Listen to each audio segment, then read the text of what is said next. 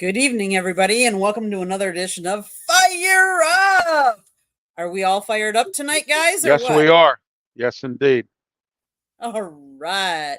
I have my excellent panelists here in the room with me. Smoking Jeremy B. How are you tonight? Fan friggin' tastic. Awesome. And Mr.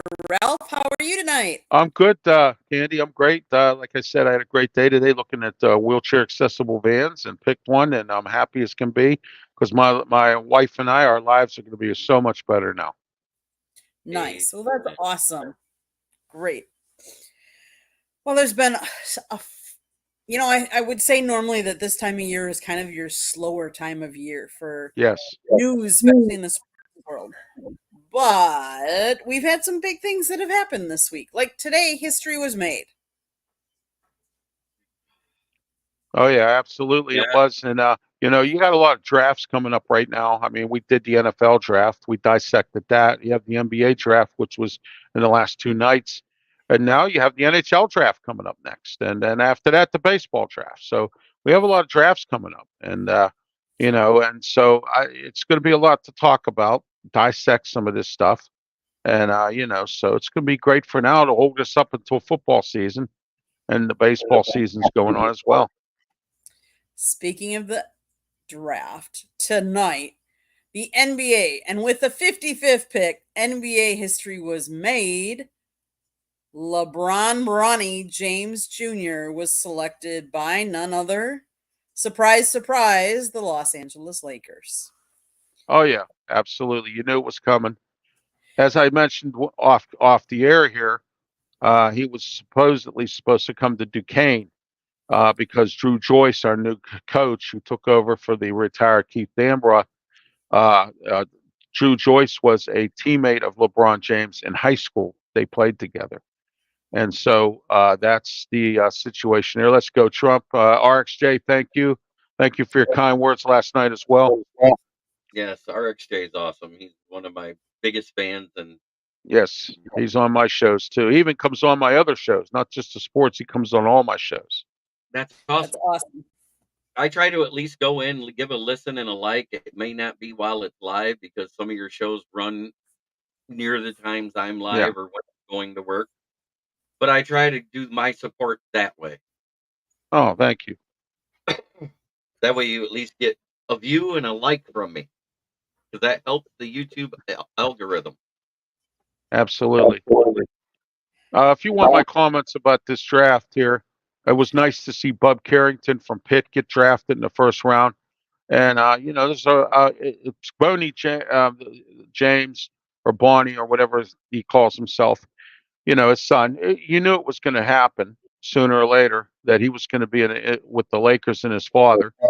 So the question is he going to be a player, an assistant coach? Is he going to clean toilets, or what's he going to do? Because it seems like his dad is the coach down there. So It does. It does. I made the comment last night on my show, and I think you heard me, Ralph, when I said it. Yes, I did. I said, it's so nice that the LA Lakers can afford to pay $8 million a year for an assistant coach because now LeBron is coaching that team. Yeah, that was funny when you said that about the coach there, the new coach. That's funny as heck. I have to get up to speed on the NBA. I will try to do that this year before they get started. So my question to both of you are, how would you feel if you were playing a sport and your dad wanted you to be on the same team as you? Like, and the only way I can relate semi to it is my dad was a high school math teacher, and I went to the same high school that he taught at. Now, two Were of you a my mathlete? siblings, I'm sorry? Were you a mathlete? Yes. But two of my siblings actually had him for a teacher. And Oh, okay. I can't imagine that. But like I can only relate to like being in the same high school as him. And was that a good experience or not a good? There were times it was good and at times it was really bad. But I can't imagine being a player on the team. And let's face it, LeBron is however you feel about him and his antics and how he goes about things and his political and all that, he's a good basketball player. And can Yes, you imagine absolutely. following in his footsteps? Like, what kind of pressure does that put on his son? And then to have him on the same team. Well, all I know is that fathers tend to want their sons to follow through their footsteps. My dad coached softball for his shop team, and I played one time because they were short players and were going to have to forfeit. They didn't even have enough to field a 9-man team because in softball you got to have 10. So I filled in, and other than tripping in a pothole out in right field, I had a pretty good day. But overall, here's the thing I'm happy about for LeBron. Being the 55th pick overall, there isn't the pressure of them taking him at 17. Because if he'd have been a first round pick, it would have been catastrophic to the pressure they'd have put on him. And I mean the team, because he it, it looks like he needs to develop a little bit. And being in the second round late like that, he can go to the G League, do a little bit of development this summer, see what happens, and see how he does. Because he didn't do so good in college, Right. Well, where remember LeBron he had pulled that strings to get him there. big scare. Like, Yes. Yeah, he had that cardiac issue that he had to sit out for a whole month or something, that he couldn't even play or do anything. right. So to kind of come back from, yeah, he collapsed on July 25th. He collapsed after suffering cardiac arrest during a USC basketball practice. He was hospitalized and in stable condition before being discharged 3 days later. The Right. health scare set him back what was supposed to be a ramp up to his college season. He wasn't even able to until late November. So that took a lot out of him. And I mean, I'm not Yes. saying that he'd be really great, but I mean, to come back from something that was life scary like that, like life Right. changing. 100%. Well, And I you know see. what's interesting? You have to understand something here. I'm glad that he gets along with his father. Because let me say this. Let's look at Deion Sanders right now. He's coaching at Colorado. Both his sons went out. They're on the transfer portal. They're trying to get away. All right. There's a situation there that, and sometimes it doesn't work out with the father and the son on the same team. He's a coach or the quarterback or the point guard or whatever in a basketball game. You have to look at it that way. But at least this is a positive aspect that this kid and his father can play together. And it's a great thing. And like Jeremy said, he doesn't have the pressure on him because he wasn't really a number one draft pick. So that is a nice thing too. And I agree with you on that, Candy. I agree. I agree. I mean, and Yes. this gives him time. They don't have to ramp him up. They don't have to put him in the lineup. They can, like you said, send him to the G League, develop him, Right.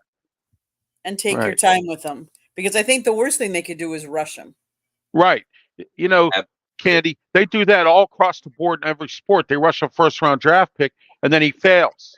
You know what I mean? You have to be careful with that. Just like the Pirates when we had Paul Skeens. Everybody said, oh, Paul Skeens, let's just get him out there. Let's do it this way, that way. Paul Skeens now is a good pitcher because he was down the minors. He got some seasoning. He was able to get some coaching. And now he's here. Okay.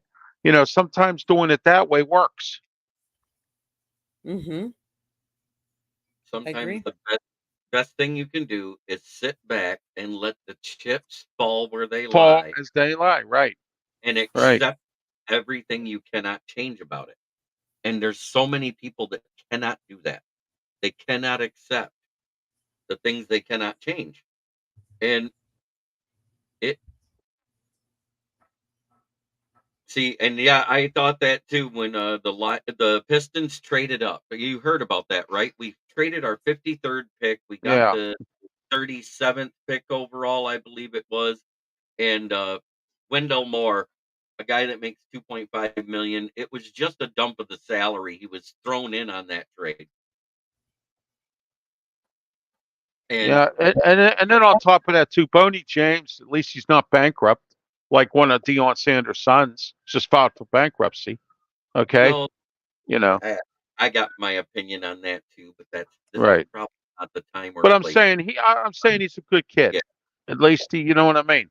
right. And I use Deion Sanders as an example because his sons are transferring, and then one of his sons is bankrupt, and they didn't even make it to the NFL yet.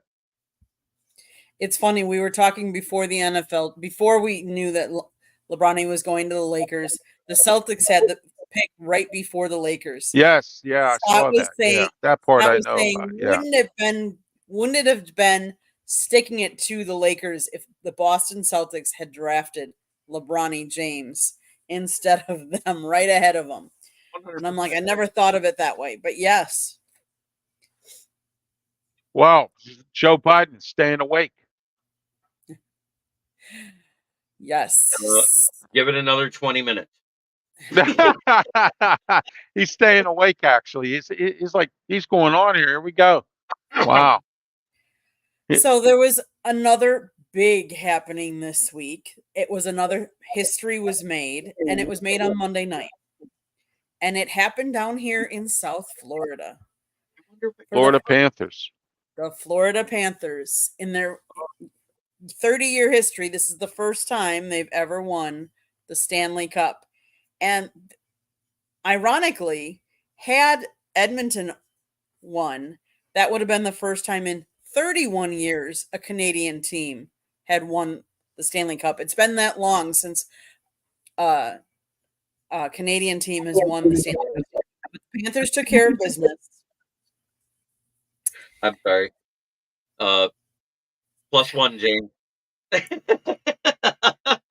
So And I cheers meant to the Panthers. Cheers Yes. to the Panthers. There you go. Exactly. You know, they played really good in the first 3 games. Obviously, the next 3, the choke in them came out, and there were so many people down here in Florida were wondering, are they really going to choke the last game and not win the Stanley Cup? You know, they'd been to the Stanley Cup last year and they lost. And can they do it? Can they get over the hump? Can they finally do it? Well, they finally did it, and Paul Maurice took them and got them there. And I give a lot of credit to the coach because let's face it, he got them back to how they played the first couple of games as opposed to the last couple of games. And Conor McGregor, I mean, let's face it, McDavid, he won the Conn Smythe Award. He was unquestionably the best man in hockey. And yet the Panthers found a way to shut him down that game 7. Their defense, you hear it all the time. Defense wins championships. The Panthers proved it. Yep. Absolutely. Between the Absolutely. And you know what's interesting too? The Florida Panthers, they have some stars, but they have always been a gritty team. You know, they always have. They've been gritty, like you said, Candy. Defense wins games as well. They're not a fancy team. They're not a, you know what I mean. But they win because they have a lot of gritty. They have a lot of grit in them. You know, and that's something that a lot of teams don't have right now. I'll give you an example. The Penguins don't have it. They have a lot of puck handling defensemen, but they don't have guys that'll bang around with you, and things like that. And that's where that goes. With that. It's kind of like the pre-salary cap in the NHL. The way the grind line played and yet was scorers for the Red Wings versus other people's enforcer lines. The grind line, that fourth line, the guys that come out, the one that did all the dirty work, the ones that did all the retaliations, took on the penalty minutes. I think there was a year where when the Red Wings won it, where they led the league in penalty minutes, and Darren McCarty had the most out of all of them. I think he had almost 1,000 penalty minutes himself, and he outdid Probert that year. Mm-hmm. And yes, James Bobrovsky was great in most of the games. Obviously, a couple games he wasn't, but some of that was the defense didn't stand up, help him out either, and the offense didn't in some of those games. But yes, he was really good in some of those games. I have to give him, his props. But I said this last night on the Sports Exchange. what disappointed me was two things. The fans booing McDavid when he was named for the Conn Smythe Award. He was the best player. You don't do that. I'm sorry. I don't care. He was on the losing side. You do not boo him. He won that award outright. But then for him not to come out and accept the award, I was also disappointed. And I get he's disappointed that they didn't win the Stanley Cup. But I relate it to, and I played tennis back in the day. When you finished your tennis match, you watch any of those tennis matches, Wimbledon and all those, the two of them stand next to each other. You watch the other person get the award. You stand there and watch that. He didn't have to stand and watch them do all their stuff with the Stanley Cup, but at least he should have come out and accept the award. That's my opinion. Right. Yeah, anybody that gets an award should come out and get it if they can. If they have other obligations, that's another story. But when you're up for an award, Candy and Jeremy, you need to really come out and accept your award. Who cares what people think? I don't. You know what I mean? So if people are going to boo, if you think people are going to boo you or whatever, fine, let them boo. I don't care. It's my award. I want it. I'm going to come and get it. I know. I think he was just really disappointed that they didn't win the cup, and I get that. But sometimes you can't have your cake and eat it too, Candy. You know what I'm saying? I'll take it for what it is. You lose, come back next year and try again. Maybe Edmonton could be better. Other than McDavid, they can get some stars in there to help out. You know what I'm saying? That's part of the issue there too. McDavid needs some support. While it was disappointing that they didn't win, because it has been since the last time the Canadians won it back in the 60s, that a Canadian team won the Stanley Cup. It was 31 years ago. Yeah, so I understand that side of the disappointment, but to not come and accept your award, it was the equivalent of Cartman saying, "I'm taking my toys and going home." I mean, exactly. I don't know how else to say it than that. I mean, because that's what he did. It was basically, oh yeah, I won it. That's nice. I'm not showing up. Exactly. It's kind of like all the people that were projected as first round picks and only 11 showed up at the draft. It's the same thing. Because you know what? They knew they weren't going to be the number one pick overall. Oh, who cares? Majority of those first pick guys, that's the goal, is to be one of those top 10 guys. And everybody knew. We all said four quarterbacks may go in the top 10, and they did. Absolutely. But did all of them go where we expected them to go? That's another story. I liked the fact that I was watching a little bit of the NBA draft, and I know the Bucks took, and I'm gonna not remember his name, but he wasn't expected, but he was even there. He wasn't invited to be in the green room, but he was still there. And I think that's cool that you get to experience that, because they were, one of the announcers, and I don't even remember which one, was talking about how when he was drafted, he was watching it from at home, and how he regrets to this day not being there and experiencing it. Right. Yeah, just the experience itself when you go to an event is extremely great. Let me give you an example. Sunday, I was at a wrestling event of independent wrestling in Indiana, Pennsylvania, and it was my friend Bubba Brewer has a wrestling company called Allied Powers Wrestling, and what he did was he invited me and Smoking Jim Frazier and my wife, and we were all there. Okay, and I got to meet EC3. I've never met a professional wrestler from the NWA. And it was a nice event. I've been to draft parties for the NFL, and I've got to meet some celebrities. You saw some of the pics of me with Charlie Batch and Merrill Hodge and stuff like that. If I was to be a number one pick, just to get there for the experience, like you said, Candy, and also you can meet people. You never know who's going to be there. There might be some legend that might be there, and that's the great thing about all these drafts with these green rooms. And James Byrne just brings up a good point there. That's why I love the fact that Branch hung out through day 2 at the 2023 draft, +1, Candy. Yes, it was amazing to see him get picked by the Lions there. I mean, we all knew he could have been, but nobody knew he would be. But when the trade up happened and I saw who was on the board, I started getting geeked,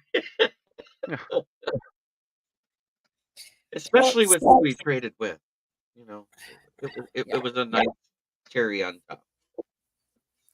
So since we're trending to the NFL, the jury ordered the NFL on Thursday to pay more than $4.7 billion for antitrust violations surrounding its Sunday ticket package, which let fans watch games outside of their home markets but required them to buy access to a bundle of games to do so.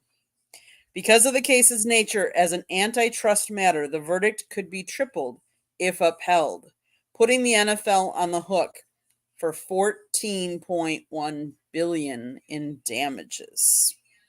Wow. And That's a lot of money. It's because the way this Sunday ticket was originally done and the way they started doing it. It used to be available through all three networks at one time. And then they started monopolizing it and going to one network at a time for a set amount of years and then going to another. And it was kind of a bad look. Everybody complained because everybody kept raising the price.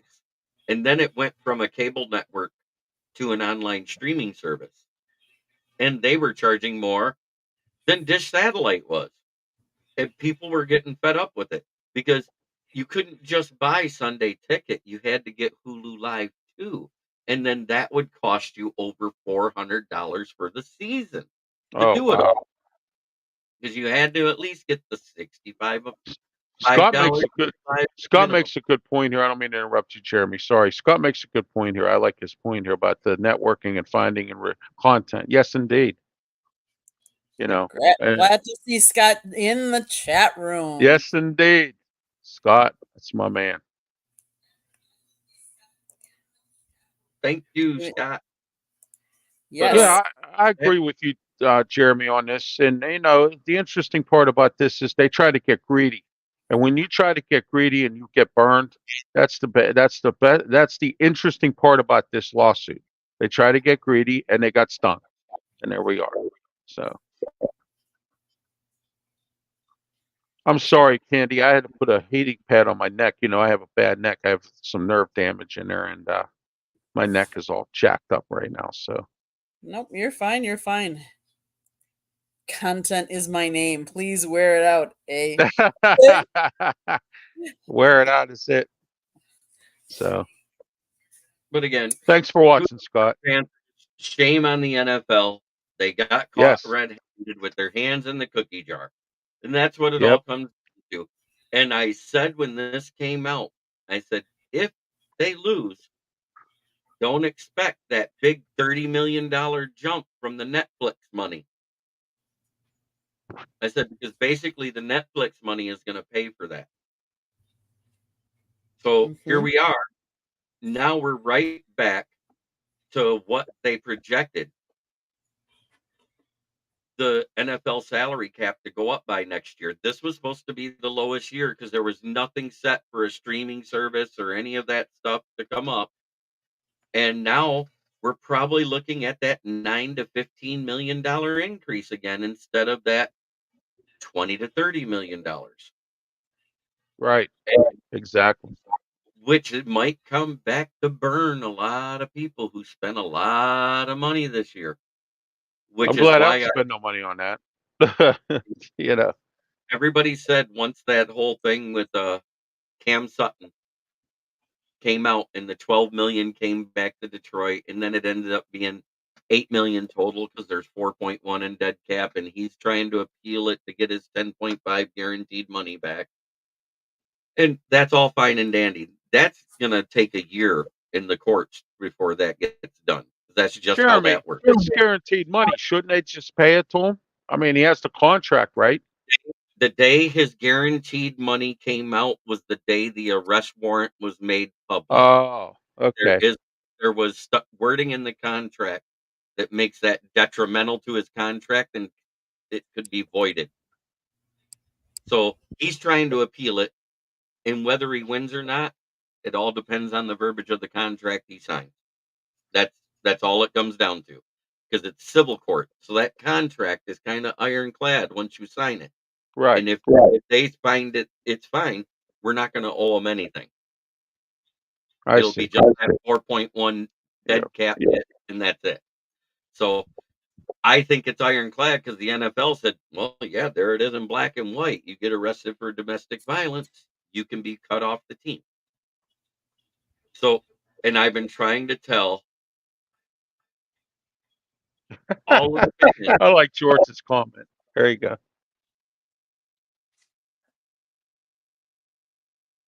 Did you see that, Ralph?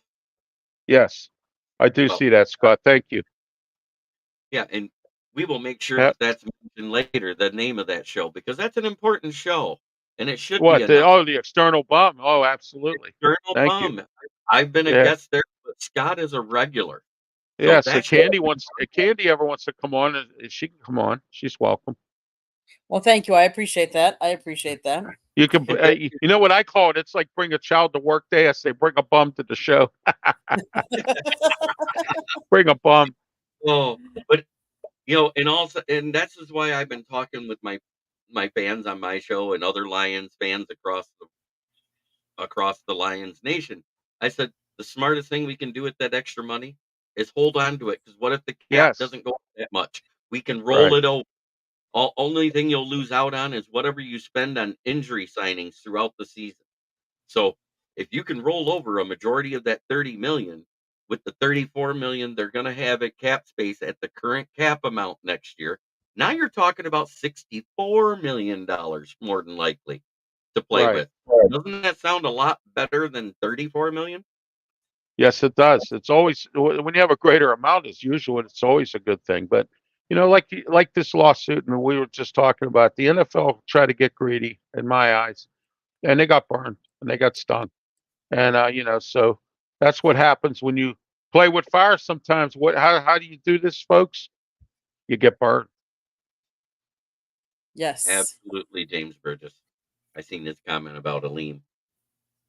I'm going to take this moment to do a station identification because I haven't done one absolutely. Yet. So, the South Florida Tribune Publishing Company actually published a book late last year. It's called Lessons from the Microphone, Tuning into the Enduring Wisdom of Visionary Leaders. It is written by none other than the Motor City Madmouth, Scott Morganroth. The foreword was written by George Eichhorn, and there's pictures in there. You'll have to go and see who Scott is pictured with. Buy the book. It's available on Amazon, Barnes & Noble, Kindle, Google, Apple, and we're working on the audio version. Go to our website, www.southfloridatribune.com, where you can see writings from Jeremy, Scott, George, my pictures. We have transcripts from the Dolphins, the Jags, the Lions, a lot of South Florida colleges. We even have the Florida Panthers. They put out their preseason schedule. That's out on the list. So, the Stanley Cup winners there. Check out our website. We also have a store where you can get some of our merchandise. So a South Florida Tribune hoodie or cap or backpack, go on the store and see what you want to buy. But if you like to listen to our podcast, it's available wherever you find your podcast, iHeartRadio, Google, Apple, Spotify, all those places. If you ever want to sponsor a show, call Scott, 954-304-4941. We do also ask you to go and watch all of the people that are our panelists today. They all have their own YouTube channel or shows as well. If you would go out, watch them. And if you see a red subscribe button right now, I don't know why. That means you have not subscribed to our channel. We have great content. You got to get over there, subscribe. Mondays we talk baseball. Tuesdays we talk football. Wednesdays and Thursdays are up in the air. We do all kinds of different sports. You just never know what we're going to throw in, sprinkle in. Hey, I'm trying to get the female cornhole champion on my show. Her name's Courtney. Yeah. There you go. Awesome. And Tuesday nights, you can watch, if you like to listen to all females talking sports. I am on a girls show called Chicks and Salsa. Tuesday nights at 7:30. You gotta watch. I have. Anyways, any other topics you guys want to come to, or we'll go to my town? We can go to my town. Okay, let's see. Well, Scott's saying, I call the External Bum Show as my way of going ballistic and living up to my Motor City Mad Mouth reputation. He definitely does that. Yes. You know what's yes. interesting? We have a guy in town here on Bethel Park TV. His name is Al Levine, the Talking Machine. So today I was talking to the sales guy, but my mom goes, my son, he can really talk away. I said, no, Mom, you know Al Levine from when he was at our wedding, and he talks more than I do. And I've never had anybody in my life ever talk more than I do except him. So wow. Okay. yeah, that's why they call him the Talking Machine. They call me the Booking Machine because I book a lot of good guests on my shows. Awesome. So let's transfer over to my town. Jeremy, why don't you start with my town? Well, we all know that the Tigers of late have had a problem with putting up crooked numbers more than 1 or 2 innings a game, and it's usually in the 7th, 8th, or 9th inning. The league average right now is 245. And for the first 6 innings, they're batting about 229. And for the last 3 innings, they're batting the league average of 245, which is why they are languishing just below 500 right now. And I do feel that if they want to actually get what they need, which is some consistent bats in this lineup, they need people that can hit all throughout the game, not just at the end of the game or when they bring in role players. Absolutely. So maybe it's time to trade Tariq Skubal or Jack Flaherty, one of those 2 young aces. Both of them have 2 to 3 years of control. Get a haul and fix the lineup, because either one of them is going to garner enough to fix the lineup. Jack Flaherty's with Detroit. He played for St. Louis or San Francisco or something, didn't he? Yes. Yeah. He's been very good. Oh, yeah, he is. Okay, Mr. Ralph. Well, Paul Skeens pitched this week, and everyone seems to love Paul Skeens. But the interesting part about it was the bullpen and the defense blew it again. Happens every time with Paul Skeens, sometimes with Paul Skeens. And our good pitching staff that we have, starters. Our bullpen was supposed to be strong. Our starters were supposed to stink, but it's in reverse now. That's the issue with the Pirates. Derek Shelton and his hitting instructor, they need to get together and do something, because some of this hitting is not, it's too many strikeouts, leaving men on base. We still lead the league in that. We've been doing that for a long time. As far as the Steelers go, I can't wait for training camp. We have Justin Fields, Russell Wilson. I can't wait to see how that's going to work. Our new offensive line with the rookies we drafted and a few other guys. I'm interested to see what Omar Khan's going to do for wide receiver. We'll see what happens. Training camp's coming up soon at the end of July in the NFL. College is getting ready in August. I'm getting ready on my shows, the Sports Corner Show and the External Bum Show, to start talking about the different conferences in college football, and we're going to break them down, see what teams are good, which teams are bad, where we think they're going to go, and I'm going to break that down. So, it's going to be interesting coming into the football season. Drafts going on with the NHL. I can't wait to see who and what the Penguins and Kyle Dubas is going to do. We don't have a number 1 draft pick this year because we, ended up trading for some bums who didn't do anything, like Carlson. So, But anyway, that's my town, and our mayor and our town has to go. We've got some issues downtown, and you better fix them, because 2026 we have the NFL draft. So Ralph, Scott says he'll give you a run for your money. Yes, he will. I know he will. George says, I think we should have a cage match. Ralph with our president in a ring. LOL. Well, by the way, speaking of president, I just got reelected for my 3rd term as the president of the Allegheny County Transit Council. So awesome. Nice. And I think that's what you're alluding to, isn't it? Is road issues, correct? Yes, transit. Yeah, we are directly with the board of Pittsburgh Regional Transit, and we also talk to their people. We're like a advisory council. So Gotcha. and this will be my 3rd term. So The what? Allegheny Transient Allegheny County Transit Council. We deal with mass transit, Scott, in the Pittsburgh area, Allegheny County. Okay, so going on to my town, there's been quite a few things that have happened. Obviously, here the Panthers, and I'm not going to get into the Panthers, but we all know that I am from Wisconsin, so I have to, I have to give credit to the Brewers. The Brewers are really outperforming what a lot of people thought. They didn't think they would do as well, knowing that we have a new manager, Craig Counsell left us, we've had some injuries, but yet we're holding our own. We're doing pretty good, I have to admit. But there's some big news out of Green Bay and some not news that is kind of surprising. The big news, I guess, would be the Green Bay Packers board of directors unanimously approved Ed Policy as the franchise's new president and CEO on Monday. He will replace Mark Murphy, who will step away in July of 2025 as he reaches the mandatory retirement age of 70.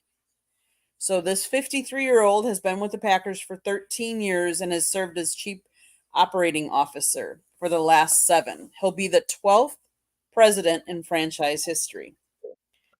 The spot where we haven't made any news is Jordan Love's contract extension. And everybody says he's now waiting because he holds all the cards, because he thinks the Packers are going to have to pay him whatever. And let's face it, they pretty much are, because they don't have a backup to him. And look at how much money so many of the quarterbacks have gotten. Although Love doesn't have some of the experience of some of them, like a Goff, but they're hitting 53. Lawrence making 55 million. Now they're saying Dak's going to be almost 60. So where does Love think he fits? And where do the Packers think he should get? But on a more serious, Appleton is up. So on a more serious note, though, and a sad note, is I want everybody to be very cautious. And the reason why I say that is, I don't know if you guys have heard, Randall Cobb lost his house this week. Oh man. He had his Tesla plugged in his garage and it caused a fire. They are lucky that him, his three kids, his wife, and his dog all managed to get out, but only with the clothes on their back. They didn't even have shoes on. So everybody, I'm cautioning you, and I don't know if they had electrical problems before that. I don't know if they had the right electrical to have a Tesla in there. All I'm going to say is, please, if you guys are going to this electrical cars and plugging things in, make sure you have an electrician that knows what he's doing installing these kinds of things, because I would hate any more of these kind of stories or worse to come out, because it takes a lot of ampage for these cars for you to charge them. And I would hate to see more fires like this. I'm lucky and grateful that they got him, his 3 kids, and the dog out. But it's sad that he lost the whole house to this. And I'm afraid that we're going to hear more and more of these kind of stories. I agree with Scott. I wouldn't be caught dead with a Tesla. Yes, he likes his bull cruisers. You got it. I know. Okay, anything else anybody wants? Any other topics you guys want to bring up? No, I think I'm good for the night. I think we covered it all. I think we covered a lot. Yes, we did. I think we did. We covered a little NBA, a little baseball. Yeah, we do a little variety of everything here on here. Exactly. That's what I like. Okay, Ralph, how can people see you? Where can they find you? And what shows do you have coming up? Well, every Saturday, 9 a.m., the External Bum Show with me, Scott Morganroth, and Leo Haggerty. This week, And our where do they special guest, find that? Where do they find it'll be on YouTube, Facebook, Twitch, Twitter, X platforms. And it'll be on 9 a.m. Saturday. And our special guest, Ray Fittipaldo, he works for the Pittsburgh Post-Gazette. He covers the Steelers. So I have him coming on this week. I always try to see if I can get a guest coming on to join us as well. So and I was successful this week. Next week, next Saturday, July, I believe it's the 6th or the 7th, there will be no show. I'm going to be on vacation up in Erie, and I will not be available, and where all RW Media shows will not air. Tuesday night Sports Corner, YouTube, Facebook, Twitch, and Twitter X platforms. For now, we're getting ready to get on Spotify and Roku as soon as I come back from vacation.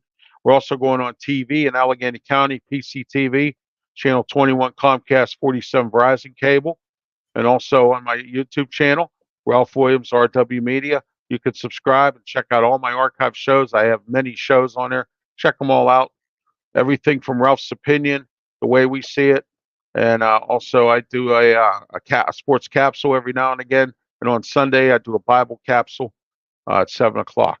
So talk wrestling also. Awesome. Smoking Jeremy B, tell everybody where they can find you and see you and what you have coming up. Well, you can always see me right here on the South Florida Tribune channel, whether subbing in on Inside the Pigskin or right here on this show that Candy and I do called Fire Up. You may find, I don't know when I'll be called by Scott, but if he calls me, I answer. But at the same time, you can also find my writings on the SouthFloridaTribune.com underneath the Motor City Tribune heading. And last but not least, you can find me on my channel, which is Kneecap Biting with the Motor City Lions, where I go live 8 times a week, Monday, Wednesday, and Friday nights at 9 p.m., and Monday through Friday from noon to 1, in which you can also find me on Huddle Sports Network on Roku and Amazon Fire Stick.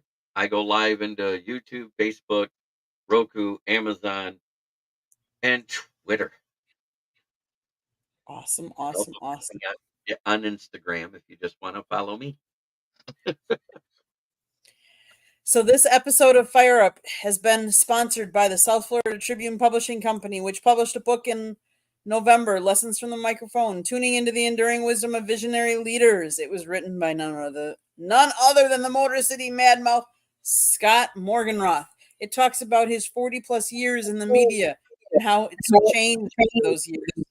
George Eichhorn wrote the foreword. Again, there's pictures in there of Scott with other sports people and media people. You'll have to buy the book to find out who he's in the pictures with. Please check out our website, www.southfloridatribune.com. You can see the writings of Smoking Jeremy B, Scott, George, my pictures. All of our videos are up there. A lot of different content. Go there, check it out. One of the things we didn't talk about tonight that I know that is out there is a lot of Gators have been trying out for the Olympics. So there's all kinds of articles about them and them trying out. So go to our website, check it out. If you like to listen to podcasts, wherever you get your podcasts, iHeartRadio, Google, Apple, we're there. If you want to sponsor a show, call Scott 954-304-4941. You can always email us at southfloridatribune@gmail.com. I will say next week we will not have a show because it is July 4th. Right. We want all of you to celebrate the 4th and the meaning of the 4th and what it all means, the independence that we have. But we'll be back in 2 weeks. Jeremy, you want to take us out, take us home? Try every day to be a better person than you were the day before, because that's the only way to make the world a better place. It starts right here. Much love to everybody in the chat. Thank you so much for watching. Make sure you go over to thank you, Scott, for the kind words. And subscribe. Thank you, James. Scott, for acknowledging the job we did tonight. And thank you, RXJ. Yes, that's my man. I don't agree with the views on this panel do not necessarily reflect the views from our yeah, there you go. I like that one. I like that one too. Well, thanks everybody. Thanks everybody for all the comments, tuning in, checking us out. Be back here in 2 weeks. You never know what we'll be talking about then. That's it. Great 4th, everybody, and Have thank you. a great holiday and have a good one and be safe, please. Happy birthday, America. Yes. Here we go.